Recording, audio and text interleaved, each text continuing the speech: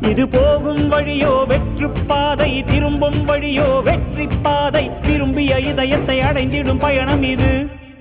கடல் தாண்டும் பறவைக்கெல்லாம் வழியில் மரங்கள் கிடையாது. ஆனாலும் கண்டம் தாண்டும் சிறகுகள் வலிக்காது.